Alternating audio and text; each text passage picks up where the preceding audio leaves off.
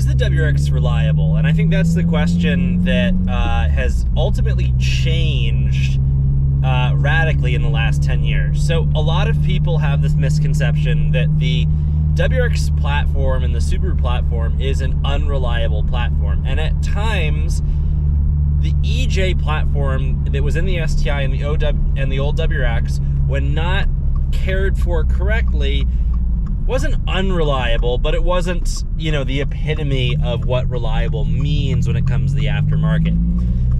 But with that said, things have radically changed. Not only has Subaru, let's just look at that let's start with Subaru. Subaru has recently been ranked the most reliable car brand. That's more reliable than Honda and Toyota. So Subaru now has the crown of reliability when it comes to making vehicles. Let's take it one step further. Let's talk about the new generation WRX, and we're even going to talk about the VA WRX, because basically any WRX with the FA platform engine, that is the FA20 when you're coming 2015 through 2021, or the FA24 when you're talking about anything after 2022 model years. The FA20 and FA24 are some of the most robust and reliable engines that you can find on the market in terms of mid-ranged sports car. Mid-ranged, I mean kind of in the affordability. We're talking, you know, anything between, you know, honestly, $15,000 and $45,000. You can actually probably stretch that a little bit further because this engine is just so dang reliable. It's just not going to compete with those 60,000 plus sports cars, the ones specifically that you can tune. Because when you tune the WRX, you can make a remarkable amount of power. A great example is just the FA24 in the 2022 Plus WRX. You can make insane power. I'm generating a ridiculous amount of power with very little modification on this car. We're talking real power. I can compete with those $60,000 plus cars, especially the ones that don't have a lot of room for tuning. We're talking about kind of the American muscle, the straight and the fast line. It isn't that hard now to achieve those similar 0 to 60 times, quarter mile times in these cars, but have the added benefit of everything else. But that's not the point of the video. We're talking about reliability. And this is where you get the insanity. So speaking specifically about the VA WRX, the FA20 motor, that was a damn reliable car. You know, that, you know, you had a little bit of issues when you made a lot of power, but in terms of the grand scheme of things, very, very low engine failure rate, you know, and they lasted a long time. We're seeing tuned WRXs that are making it past 160, 170, 180,000 miles, even stock the same, which you can't even say about a lot of cars, let alone cars that people are driving year-round through those conditions, because this car is a year-round vehicle.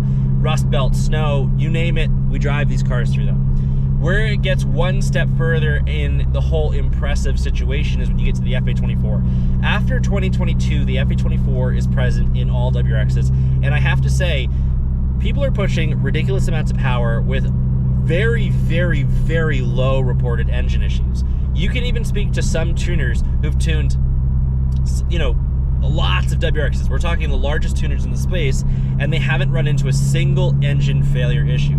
Yes, there's issues with the transmissions, but that's just because you can only push so much power. So it's not really a transmission issue. You're just hitting the top end of what the transmission can hold from a power term, and that's, you know, that's a thing that every car is gonna face. So we've kind of covered the tune aspect of, like, when it comes to tuning, these cars are insanely reliable, but let's talk about just the day-to-day driving and expense. And, you know, I keep getting these comments being like their all-wheel drive is more expensive and blah, blah, blah, blah. These cars are super reliable. The average person, all they're gonna have to do is replace fluids and filters. And, you know, every once in a while, you might have to do your spark plugs, which you're gonna do at a regular interval relative to every other car. There's no additional maintenance. With all-wheel drive, sure, you have to rotate your tires a little bit more, but you should be doing that anyway with any car. The only thing that I would say with an all-wheel drive car that is advanced and complex as the one on the Subaru is that you probably need to get alignments a little bit more often, more so just to protect your car. You don't have to do it, it's just better, and you're like almost like buying insurance to protecting yourself long-term if you're gonna own the car for a long time. But you probably should do that with any car. Basically, when your alignment goes out on an all-wheel drive car, it can spin out and kind of get worse faster at a higher coefficient, which could cause issues.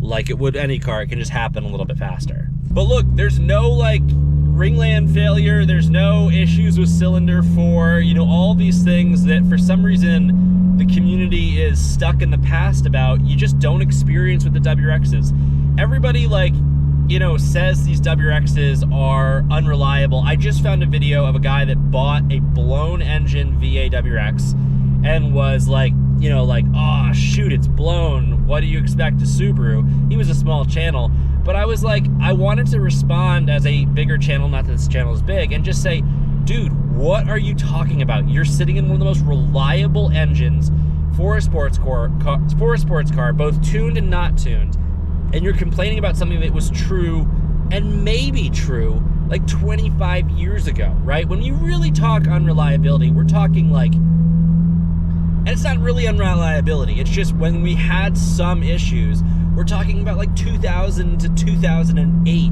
when you had like the most occurring issues, let's say. And yeah, sure, an EJ, if you push it, you could have ringland failure and it's not the perfect engine, but you kind of like, those are things that you pay for in having such an optimized engine for what you can do, right?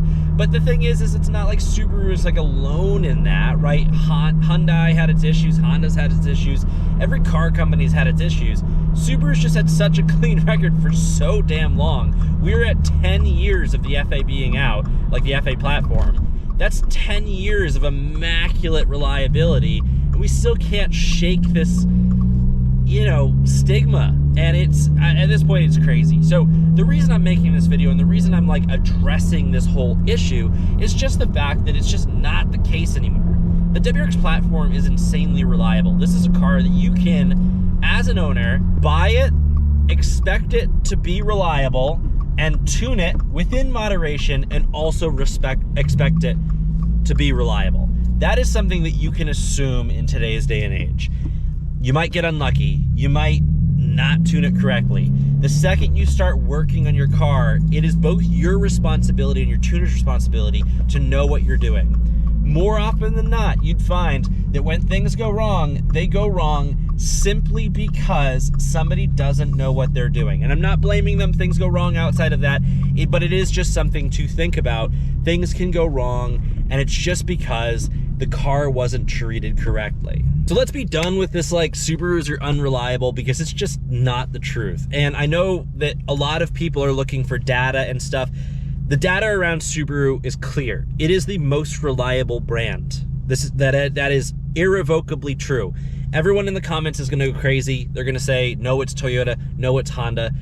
We now know it's Subaru, right? The data is, you can't manipulate that data. And anyone that says anything else is objectively wrong, right? But if we're going to nitpick and say like, oh, the 04 to 08 WRX is representative of all WRXs, right?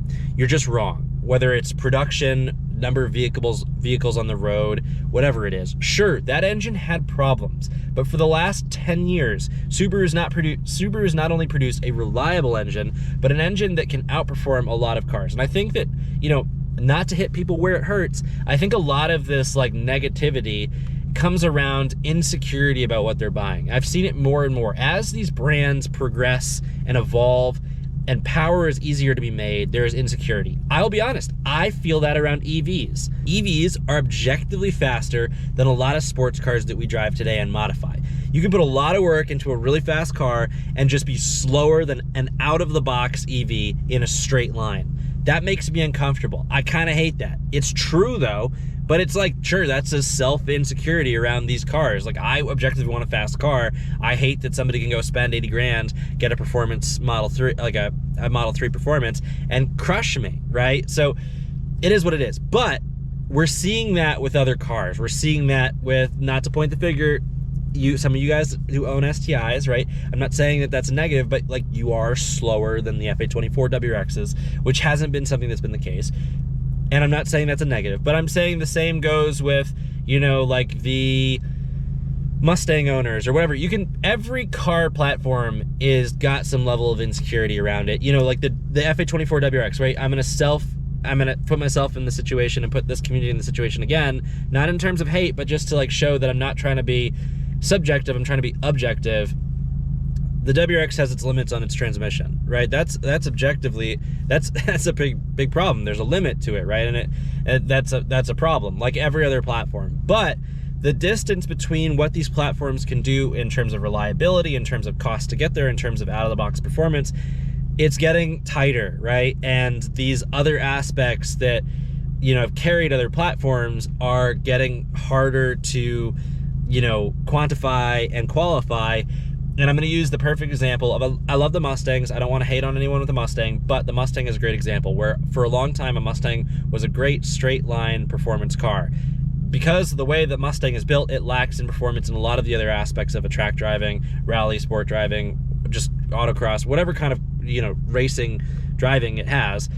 But because the Mustang is no longer as fast relative to its competitors, and even in some instances you can spend $60,000 on a Mustang, you know, get like a 350 or whatever, $80,000 on a 350 and get beat by a Supra, which is going to objectively beat it in every other category, the Mustang then, it doesn't have the same worth, and then you have the community struggling. So this has gotten into a tangent, and I'm gonna curtail the video here, but short answer is the WRX is incredibly reliable. It's an amazing car, and I've gotta say, it's just amazing where Subaru has gone in the last 10, 15 years, you know, where they've gotten to today. I'm excited to see what comes of the future, even though I'm nervous about it. I'm excited to see what comes of the future, and that's basically it. If you guys enjoyed the video, please give it a like. If you stayed all the way through, I always like seeing that in the comment section below. Let me know you stayed all the way through the video. Definitely fires me up when I see those comments, and I always respond to them. No matter what I'm doing, when I see them come through on my phone, I'm stoked that somebody watched the video. And the channel needs some love, guys, so if you haven't already subscribed to it, please consider subscribing. I'll see you guys in the next video.